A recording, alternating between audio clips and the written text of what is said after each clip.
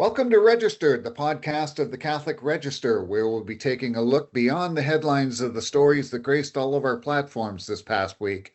I'm Mickey Conlon, editor of the Register, alongside associate editor Quinton Amundson and reporter Luke Mandato.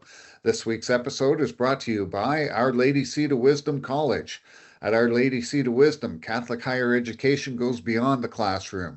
Through bachelor degree programs, students are formed intellectually, spiritually, and personally. Visit seatofwisdom.ca to learn more. Well, guys, we've got a special year this year for a special diocese, a special archdiocese, that would be. You might even call it the parent of our very own Archdiocese of Toronto. That anniversary, it's the 200th of the Archdiocese of Kingston, now under the guidance of Archbishop Michael Mulhall. 2 centuries ago, it came into being under the great Bishop Alexander MacDonnell, but it isn't a diocese that really crops up in the news all that often, and kind of understandably so. It's a bit overshadowed by the capital region to the east and the east and north, that would be, of Kingston, and the Ottawa-Cornwall Archdiocese, and a little farther west, of course, Toronto, which draws so much of the oxygen in the Canadian Catholic Church. But Luke, as you found out in conversation with Archbishop Mulhall this week, Kingston still remains an important fixture in the Canadian Catholic Church. Absolutely, it does, Mickey. And it was a great sort of look into the past, but also the present and the future, being able to speak with Archbishop Mulhall in his office there. Just so much excitement surrounding this anniversary. It's going to be 200 years since Pope Leo XII established it back in 1826. Can you believe it? 1826. And at that time, it was the second Catholic diocese in all of Canada. And if my memory serves me correctly, it was the first English-speaking Roman Catholic diocese in all of the British Empire since the Reformation. So it is a massive piece of Catholic history in this country, as you mentioned. There's so much detail to go over, when you're covering something that spans 200 years. I think one of the biggest things is just its symbol for the early church that faced enormous challenges, whether it was serving immigrant communities at the time, harsh rural conditions. You got to think back to the time that this was being established. But in those early days, and as it does so many times and in so many places, the church really stepped up when no one else would, whether that's healthcare, orphan care, education, just a space for those early Irish, Scottish, and French Canadian Catholics to express their faith. It really was the Archdiocese of Kingston that was the first to be the hub for that. And you mentioned it there, Mickey, in the little introduction. Kingston is quite literally the parent of our own Archdiocese of Toronto. In 1841, it was Pope Gregory that divided the western part of Kingston to create the Diocese of Toronto, the then Diocese of Toronto. And I believe it was Michael Power that was our first bishop that came out of that split. So our roots, and even some of the Catholic Register's early history, runs deep back through to the Archdiocese of Kingston. We, of course, chatted about all of this. We chatted about some of the great events. The celebrations actually kicked off in December of 2025 at the Solemnity of the Immaculate Conception.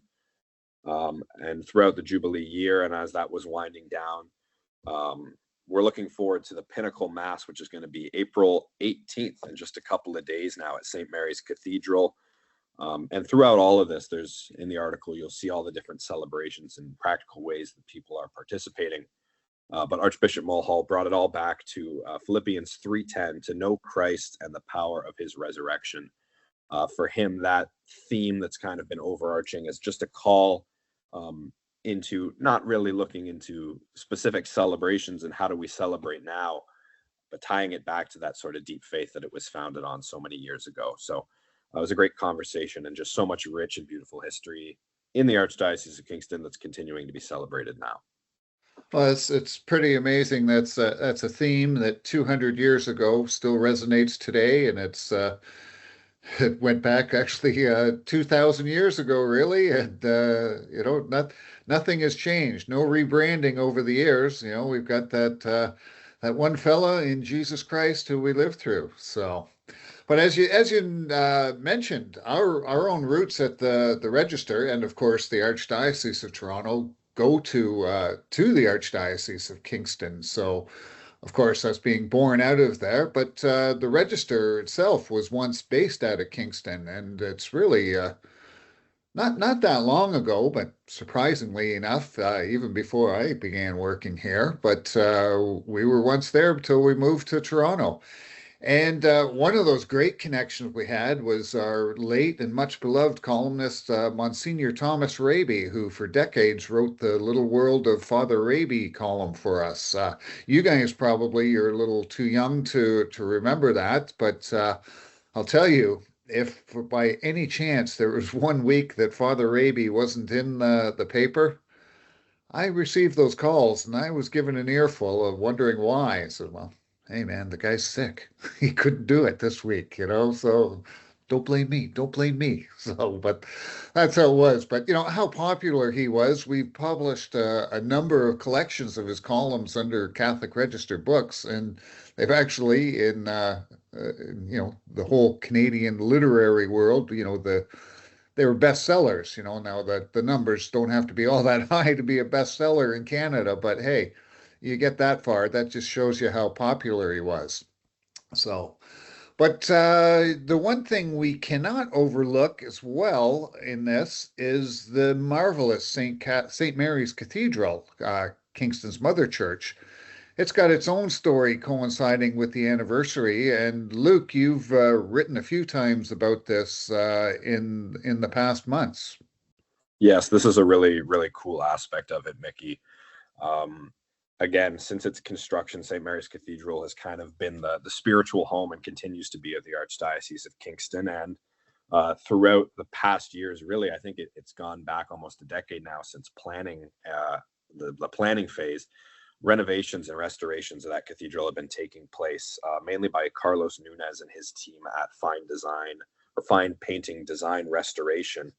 Really extensive, a brand new sanctuary, a brand new nave. They're working on different parts of the cathedral at all times. I spoke with him just recently this week, and he was happy to confirm that he would say roughly 75 to 80% of the restoration is complete.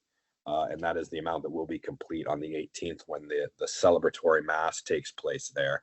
But during all this restoration is this great story of a late 1870s fresco being uncovered from behind a wall within the cathedral. It depicts four figures on separate pillars. Carlos let me know that it's Mary, Joseph, St. Patrick, and St. Bridget kind of flanking one another on this massive fresco that was uncovered, and it's been covered for many, many years. But Carlos was the first to sort of call it an unplucked gem and sort of a metaphor for the anniversary itself. History that was once concealed, now being renewed and brought to the parishioners who are celebrating this year. So it's a great little story. The parishioners, he says, are thrilled at the fact that the Mother Church has its new look now. And if anyone's ever been or seen photos of St. Mary's, it's just, it's beautiful. The photos that I was sent to take a look, I've never been down myself, but the work that Carlos's team have done on this has been incredible. And now they've peeled back some more history for people to marvel at during this year of celebration. So it's great. It's great to see. History repeating, bring them back. Bring back all those frescoes. Of course, we've heard about that in so many churches around the world, even here in Canada, where old frescoes were painted over or something. So you can't understand it, but hey, we weren't there. So, but all in all, we'll all extend our congratulations to the Kingston Archdiocese and our best wishes for its celebrations this weekend and throughout the year, and hopefully for the next 200 years and more. So, well, some staying power there in Kingston, but also showing some staying power. It's a number of the church ministries, not quite 200 years old, but growing and hopefully on their way to that bicentennial celebration. Now, we've been talking quite a bit lately about the growth in the church, and it's showing through these ministries. Luke, you in particular tell the story this week of two ministries that have been growing.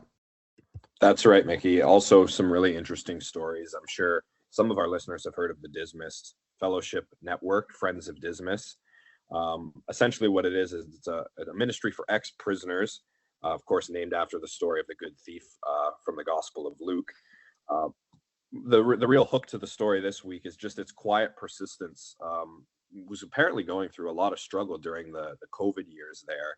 I saw in a newsletter that things had been really bad. I didn't know to what extent of how bad they had been. And when I spoke with Deacon Paul Barr, who I believe is president of Friends of Dismas, he had let me know that they actually had to close multiple fellowships during those years, 2020 to around 2022, I believe, just due to leadership either dying off, unfortunately, or lack of volunteers during that time. I'm sure we all remember what it was like. But thankfully, the sort of miracle in this story is this amazing post-COVID rebound they've had. In the past 18 months alone, they've been able to launch 4 new fellowships across Ontario, in Kingston, funny enough, Kitchener, Waterloo, Niagara, and the most prominent being Toronto West, to coincide with their long-standing Toronto East location. Essentially, for maybe our listeners who are unaware, it's a ministry that offers shared meals, friendship and fellowship, some faith reflection, and non-judgmental support for men and women returning from prison. It's a fantastic ministry. It's something that I hadn't covered in the past. I had heard about it, of course, but to sort of hear how these volunteers and these deacons interact with ex-prisoners, I had asked Deacon Kevin Dodlin, who runs the Toronto East fellowship, is there ever any misconceptions about the ministry that you hear? And he says sometimes people come to him and ask him, they can't believe what he's doing. How can you help, an ex-prisoner? They're so wary of these people. And he says, a lot of them are just like, any one of us, maybe down on their luck. He always goes back to that story of the good thief, this idea that we're all offenders, right? So it's been there, but for the grace of God go I, right? There for the grace of God go I. It's been incredibly moving for him, and he's just been so happy to see the growth, and we're extremely happy for them as well. The other group that I was able to speak with this week is the Young Professional Catholics of Toronto, or the YPCT. I had spoken with them probably just after they launched in 2024, it would have been. And the exciting thing there is much of the same as Friends of Dismas. They've moved beyond this startup phase, and they're really starting to surge.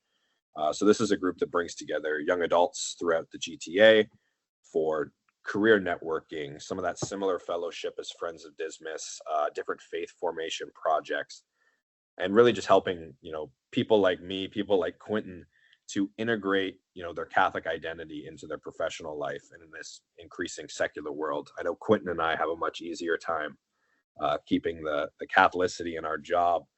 We're pretty lucky that way, but I guess many people aren't as lucky, and their events help them bring that to their life. So apparently not me, not apparently I'm not a young Catholic, so. Hey, I think if you join Mickey, no one would bat an eye. We'll go to the next. Okay, I'll keep that in mind. So, well, you know what? Sorry, go ahead. 7 sold out events in 2025. They're starting to reach over 2,500 people, and they're bringing their 3rd event this year. I believe actually in a few days. That might be this evening, the 16th, an Integrity at Work panel at St. Michael's. So. If you're listening to this tomorrow, it was yesterday, but they've got events popping up all throughout the year. So keep an eye out for those. Well, it's not just in Toronto and Southern Ontario that these ministries are growing. I know, Quinton, you've, being our man in Calgary, you've written about many of these ministries out west.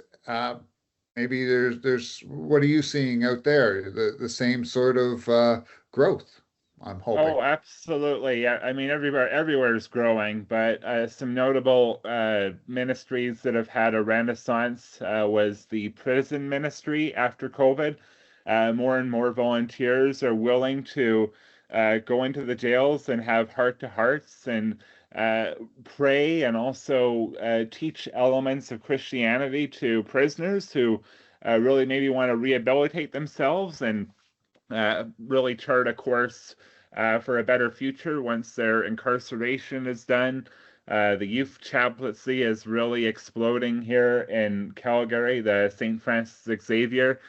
More and more young people, and there's just a really rich calendar of events, of things to do for young Catholics between 18 to 35. But Catholics young in spirit, like yourself, Mickey, I'm sure would be welcome here if you would want to come out my way. And I think that another great thing is in Saskatoon, like St. Mary's outreach. Really good to see that more and more volunteers are helping with this soup kitchen and giving a lot of homeless people a place to stay at night. So there is such a rich thing, and I think that looking at the impact reports of these various dioceses, the trajectory arrow is up or at least steady. Not a lot of ministries are in a downward spiral right now, and I mean that is quite a miracle given all the negative stories about decline that I had to write about my first 3 years during COVID. Those weren't really fun stories to write. The stories that we're getting to write now in 2024 to 2026 are a lot more fun. Well, it was really not that long ago that the obituaries of the Catholic Church were being written. We're basically it's got one foot in the grave. The emptying pews and all that. But as we're seeing, and we've spoken about this in the last couple of weeks, especially at Easter, worldwide, the number of Catholics who are returning to the church, and it's just it's a wonderful thing. You just wonder, is it one of these cyclical things? It's always changing like that, and I guess we're caught at the right in the middle there, right in the middle of the cycle, and it's starting to change. I'd be very fascinated to see what the census numbers are going to be this year for religious affiliation, because I mean it's been going down, from like 78 to 67 to 53. I would not be surprised to see if that Christian number really rose significantly, once we see the census results. So very exciting times. Luke? Yeah, absolutely. I think we're bound to see a little bit of a drop off eventually. Maybe when we're pitching stories, Quinton, we'll hear people say, maybe, still growing, maybe not exactly at the peak the last time we spoke, but even when you bring the number up, you kind of create that new baseline. So even if there is a little bit of a drop off, it's encouraging to see that there's a renewed interest. And I was just going to say, Mickey, you got to keep zooming out. Sometimes, I feel like my parish is a little overcrowded, and then I see that it's all of the Archdiocese of Toronto, and then I realize it's all the dioceses across Ontario, and then Canada, and now even worldwide. It seems like people are taking to the faith. So it's encouraging to see across the board, and hopefully we don't see those drop down too low in the coming years. Well, it'll be interesting to see because when I was a kid, you went to church and there was the 8 o'clock, 9 o'clock, 10 o'clock, and I think 11:15, and then a 12:30 mass. So there's 5 masses. But lo and behold, there was the Saturday evening, and then there was the Sunday evening mass. So you've got seven masses over the weekend, and then you slowly saw them going down to now where there'd be 4, and I was in a pretty big parish. So are we going to see it go back to the 8, 9, 10, 11, 12, and 7 masses a week? We'll see. So if we're going to talk about obituaries, well, let's talk about one foot in the grave. The mainstream media already has the federal Conservatives there, and of course Poilievre's on his way out. The Liberals have got their prized majority officially with 3 by-elections this week, but mostly through backroom, kind of some might call dirty deals. It's politics. We all know it's a shady business, but the one that really sticks in many people's craw is the departure of Sarnia-Lambton MP Marilyn Gladu. She not only turned her back on the Conservative Party, but the social conservatives she's championed and their causes, and those same social conservatives who championed her since being first elected over a decade ago. Quinton, tell us what groups like Campaign Life Coalition have had to say about Marilyn Gladu's betrayal of her so-called beliefs. Well, originally for about a couple of hours, they were maybe thinking that, oh, well, this maybe is an intriguing signal that the Liberal Party is going to become more of the big tent, and maybe pro-life Liberals will be able to vote their conscience. But then Mark Carney came out later that day, and Gladu really echoed that, Carney's conviction that Gladu will be expected to vote along with the government on matters of abortion and LGBT issues. So that was, really quickly kiboshed.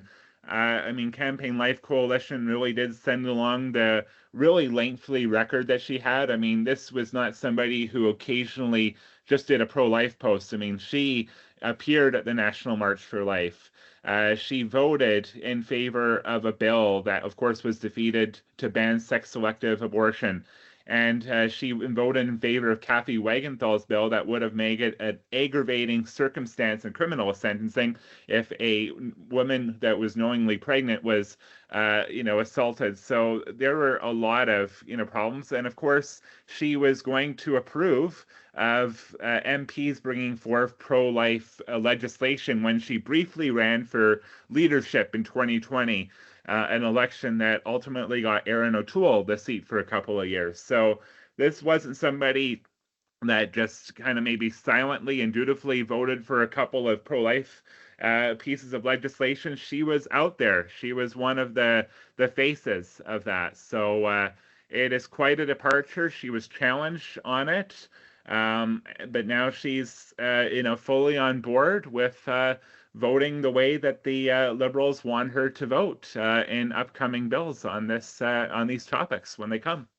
Well, it's amazing when some people can just see the light, I guess, but what we know this, and as I've said in leading into this segment, the hypocrisy of so much of politics, and there it is in on full display, and it's just it's so shameful and so blatant.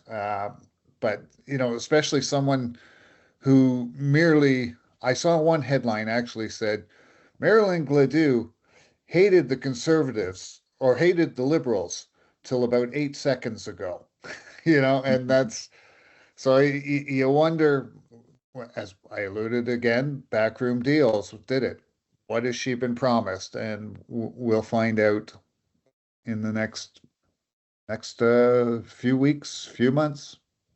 Well, let's kind of say, Mickey, people have been pointing out post that she made in January 11th about calling on MPs to, basically renounce, any sort of party affiliation and be independent and then be willing to compete in a by-election right away. So she was challenged on those comments, of course, but she said, well, I'd be happy to do a by-election, but the Election Act law has to be changed for me to be able to do that.